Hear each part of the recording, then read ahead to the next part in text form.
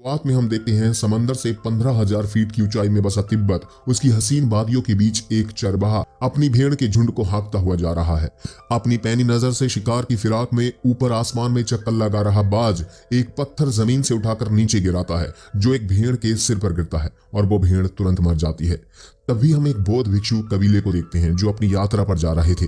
उन्हें वहां से एक लंबी यात्रा कर एक बौद्ध भिक्षु को जगाने जाना है जो 3 साल से समाधि में है। उनका शरीर अकड़ चुका है, शरीर पर धूल जम चुकी है और बाल नाखून बढ़ गए हैं। उनके कान में धीरे से कहा जाता है कि ताशी समय हो गया है।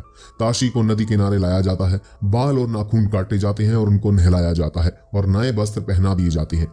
आश्रम लौटते वक्त ताशी एक पत्थर पर लिखा देखता है, जल की एक बूंद को कैसे सूखने से रोका जा सकता है। ताशी के वापस आने पर सभी लोग बहुत खुश थे। अभी उसे कुछ और समय लगेगा जब वो फिर से चल फिर और बोल सकेगा। एक दिन उसी आश्रम में एक बच्चे का पिता उसे आश्रम में छोड़कर जाने लगता है, जिस पर वो बच्चा बहुत रोता है। उसे भी अपने पिता के साथ घर जाना है।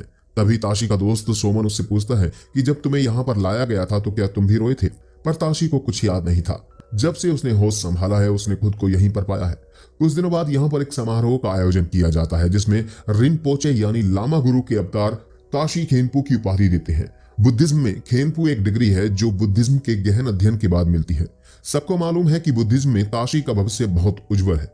इस समारोह में नाचते समय ताशी का ध्यान एक औरत पर जाता है जो अपने नवजात शिशु को दूध पिला रही थी और ताशी वहां से अपनी नजर नहीं हटा पाता। तब उसके गुरु अपू उसे वहां से ले जाते हैं। जब ये रिनपोचे को पता चलता है तो उसे पास के गांव में फसल कटाई के त्योहार पर ले जाने के लिए कहा जाता है क्योंकि उसे खुली हवा की जरूरत है। अगली सुबह गांव के जमींदार के घर वो पूजा करने के लिए जाते हैं। पूजा के वक्त चूड़ियों की खनक से ताशी का ध्यान बार बार भटकने लगता है और रात में उनका वहीं पर ठहरना था। जब ताशी सोने जा रहा था तो सीढ़ियों पर उसकी मुलाकात प्रेमा से होती है। प्रेमा जमींदार की इकलौती बेटी थी और ताशी की नजर उससे हट नहीं पाती। अगली सुबह सभी तैयारियां करते हैं और ताशी का ध्यान अभी भी प्रेमा पर था और अब तो प्रेमा भी ताशी को देख रही थी। पास खड़ा जामयांग भी ये नजारा देख रहा था जो प्रेमा का मंगेतर है। रात को ताशी की सांस लेने की जोर जोर से आवाज आती है और ये आवाजें सुनकर सोमन उसके पास जाता है और देखता है कि ताशी का नाइटफॉल हो रखा है। सोमन ये देखकर रोने लगता है क्योंकि वो समझ चुका था कि उसका मित्र रास्ता भटक चुका है और एक बौद्ध गुरु को ये शोभा नहीं देता। अगली सुबह सोमन उससे आंख चुराने लगता है। लामा अप्पू को ये बात समझते देर नहीं लगती, इसलिए वो ताशी को बुलाकर एक नक्शा देते हैं और उसे आज शाम को वहीं जाने के लिए कहते हैं। ताशी के साथ आश्रम का पालतू कुत्ता काला भी ताशी के साथ जाता है।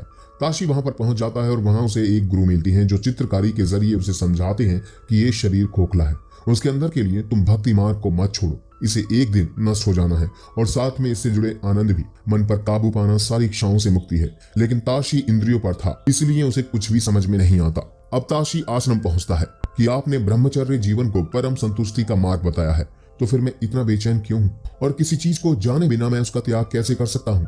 लामा अप्पू से कहते हैं कि तुम अपना रास्ता चुन सकते हो।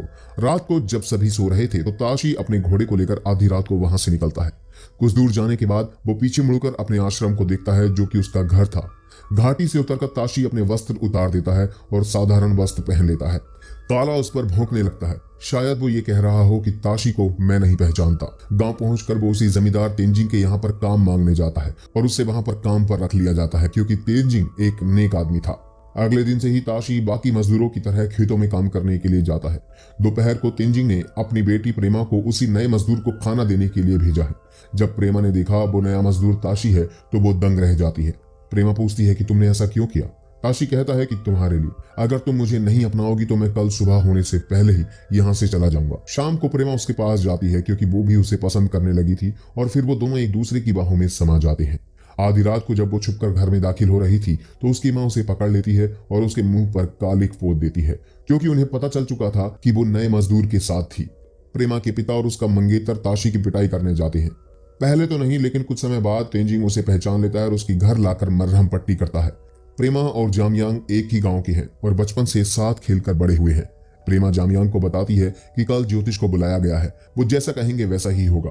अगले दिन ज्योतिष ने आकर शादी की तारीख इसी महीने की 10 तारीख रख दी, पर सभी हैरान थे कि शादी आखिर किससे होनी है, जामयांग या फिर ताशी से। ज्योतिषी कहता है और किससे होगी? ताशी से होगी। कल रात को ही जामयांग ने मुझे ताशी और प्रेमा की शादी की बात बताई थी। जामयांग ने अपनी भावनाओं की कुर्बानी दे दी थी। प्रेमा उससे पूछती है कि तुमने ऐसा क्यों किया?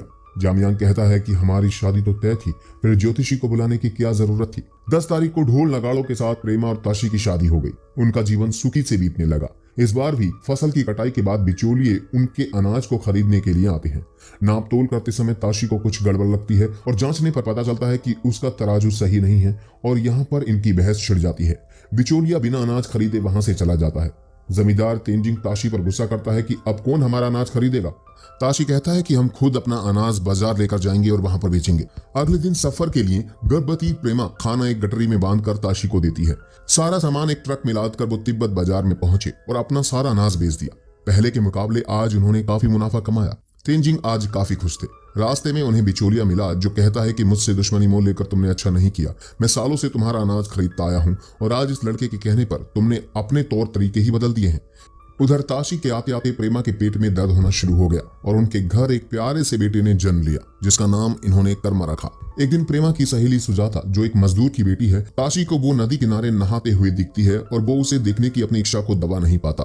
धीरे धीरे वक्त बीतने लगता है और अब कर्मा 5 साल का हो चुका है और इस बार जामिया उस बिचौलिए को अनाज बेच रहा था, लेकिन ताशी उसे रोकने की कोशिश करता है और इस बार भी बिचौलिया वहां से गुस्सा होकर चला जाता है। जामियांग ताशी पर गुस्सा करता है और कहता है कि मुझे तुम्हारी तरह नहीं बनना, मैं वही करूंगा जो मेरे पिता करते हैं। उसी रात ताशी की पकी पकाई फसल में आग लग जाती है। सूखी फसल में आग फैलते देर नहीं लगती, पूरा गांव मिलकर उसे बुझाने में लग जाता है। आग बुझाते बुझाते सुबह हो जाती है, लेकिन अब सब कुछ जलकर खाक हो चुका था। गुस्से में ताशी जामियांग पर शक करता है कि उसी ने ये आग लगाई होगी। जब उसने इनकार कर दिया तो अब शक करने के लिए एक ही इंसान बचा था। वो तुरंत घोड़ा लेकर बिचौलिए के पास जाता है और वहां पर बिचौलिए के लोग उसका बुरा हाल कर देते हैं। फिर बिचौलिया कहता है कि तुम्हारा इल्जाम है, यहाँ ऐसे काम कोई नहीं करता। प्रेमा और तेंजिंग भी उसके पीछे पीछे पहुंच जाते हैं और ताशी को लेकर घर आ जाते हैं।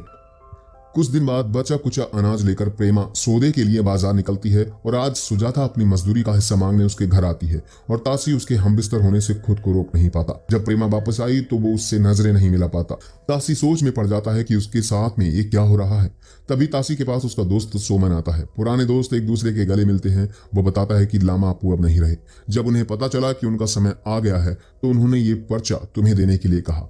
उसमें लिखा है कि ताशी मेरा समय आ चुका है, पर मुझे नहीं पता कि मेरा काम अभी खत्म हुआ है। मुझे दोबारा इस संसार में आना होगा। मुझे यकीन है कि हमारी मुलाकात फिर होगी और मैं उस दिन तुमसे पूछूंगा और मुझे यकीन है कि तुम्हारे पास इस सवाल का जवाब होगा कि हजारों इच्छाओं को संतुष्ट करना आसान है या फिर एक पर विजय पाना। तुम्हारा गुरु अपू। ताशी को यह सवाल अंदर ही अंदर खाए जा रहा था और वो सारा दिन सोचता रहता और एक दिन वो रात को अपने घर से निकल जाता है। सुबह उसी नदी में उसने अपना गृहस्थ जीवन त्याग कर कांस्य वस्त्र धारण किए। रास्ते में उसे प्रेमा मिली जो उसे कहती है कि कोई भी इंसान ऐसे रातों रात अपनी बीवी और बच्चों को छोड़कर कैसे जा सकता है। कल को जब उसका बेटा उसके पिता के बारे में पूछेगा तो वो क्या जवाब देगी। ऐसा घटिया काम सिर्फ मर्द ही कर सकते हैं, औरत कभी नहीं। तुमने मुझसे जितना प्रेम किया है अगर उतना अपने धर्म से किया होता तो अब तक तो तुम जीवन में बुद्धा बन गए होते। उसके बाद प्रेमा चली जाती है और ताशी अपने अशांत मन को शांत करने के लिए रोने लगता है। जब उसके आंसू सूख गए तो उसे वही पत्थर मिलता है जिस पर लिखा था जल की एक बूंद को सूखने से कैसे रोका जाए, और इसका जवाब भी पत्थर के पीछे लिखा था, उसे समंदर से मिल जाने दो, फिर वो कभी नहीं सूखेगी। तभी ताशी को ऊपर आसमान में एक बाज चक्कर लगाते हुए दिखता है। ताशी सोचता है कि काश ये बाज एक पत्थर उस पर भी फेंक दे और उसकी सारी विडंबना और पीड़ाओं का अंत कर दे। और इसी के साथ ये मूवी यहीं पर एंड हो जाती है। हमारा जीवन बारिश की बूंदों के समान है। जब ये भाप बन जाता है तो मृत्यु के समान है, और यही जल की बूंद अगर समंदर में मिल जाए तो यही आत्मा का परमात्मा से मिलन है। फिर ये कभी नहीं सूखेगा। इंसान की इच्छाओं और आकांक्षाओं का कोई अंत नहीं है, जैसे कि इस कहानी में दिखाया गया है। पहले काम वासना, फिर भौतिक चीजों के लिए लोभ, धन, राग, द्वेष और अंत में पराई स्त्री पर नजर। तो दोस्तों, आपको हमारा आज का एक्सप्लेनेशन कैसा लगा हमें विचार कमेंट बॉक्स में जरूर बताइएगा। धन्यवाद।